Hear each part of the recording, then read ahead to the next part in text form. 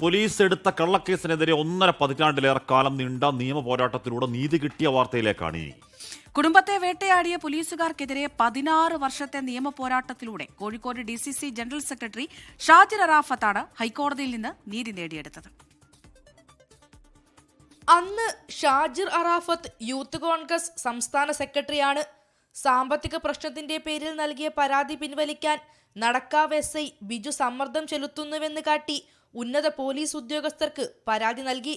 ഇതിന്റെ പ്രതികാരമായി വാഹനം ഓടിക്കുമ്പോൾ മൊബൈൽ ഫോൺ ഉപയോഗിച്ചെന്നാരോപിച്ച് പോലീസ് കേസെടുത്തുവെന്നാണ് ഷാജിർ പറയുന്നത്. തന്റെ കാർ ക്രെയിൻ ഉപയോഗിച്ച് ബലമായി കസ്റ്റഡിയിലെടുക്കാൻ ശ്രമിച്ചു, കുടുംബാംഗങ്ങളെ മർദ്ദിച്ചു. ഇതിനെതിരെയാണ് KK Biju, P Baburajan, MA Kabeer എന്നീ പോലീസുകാർക്കെതിരെ ഷാജിർ പരാതി നൽകിയത്. ഇനി ഒരാൾക്കും കേരളത്തിൽ ഇതുപോലെ സംഭവിക്കരുത്. അതുകൊണ്ടാണ് ഞാൻ ഈ നിയമ പോരാട്ടവുമായി മുന്നോട്ട് പോയത്.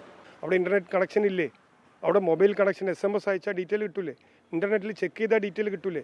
പിന്നെ എന്തിനാ എൻ്റെ വണ്ടി തകർക്കുക, എന്നെ ഉപദ്രവിക്കുക, എന്ത് വേണ്ടിയിട്ട് 176 IPCക്ക് വേണ്ടി എൻ്റെ വീട്ടിലേക്ക് വരുമെന്ന് എന്ത് തെളിവ് ശേഖരിക്കാനാ? അപ്പോൾ ഒരു സെറ്റിൽമെൻറ്റ് നടത്തുക, അത് കേട്ടിട്ടില്ലെങ്കിൽ കോടതിയുടെ എന്താ പറയുക, കോടതിയെ പോലും ഇവിടെ കോടതി ഉത്തരവ് പോലും കാറ്റിൽ പറത്തുന്ന രീതിയല്ലേ ഇവർ തുടർന്നത്. ഔദ്യോഗിക കൃത്യനിർവഹണത്തിന്റെ ഭാഗമാണെന്നായിരുന്നു പോലീസിന്റെ വാദം. കോഴിക്കോട് ജില്ലാ കോടതി ഈ വാദം തള്ളി. വ്യാജക്കേസ് ചമയ്ക്കുന്നതും മർദ്ദിക്കുന്നതും ഔദ്യോഗിക ഡ്യൂട്ടിയുടെ ഭാഗമല്ലെന്ന് കോടതി വിധിച്ചു. പരാതിക്കാർക്ക് 5 ലക്ഷം രൂപ നഷ്ടപരിഹാരവും കോടതി ചെലവും നൽകാനും കോടതി ഉത്തരവിട്ടിരുന്നു. ഇതിനെതിരെ പോലീസുകാർ നൽകിയ അപ്പീലാണ് ഹൈക്കോടതി തള്ളിയത്. നഷ്ടപരിഹാരം പലിശ സഹിതം നൽകണമെന്നും ഹൈക്കോടതി പറഞ്ഞു. 24 കോഴിക്കോട്.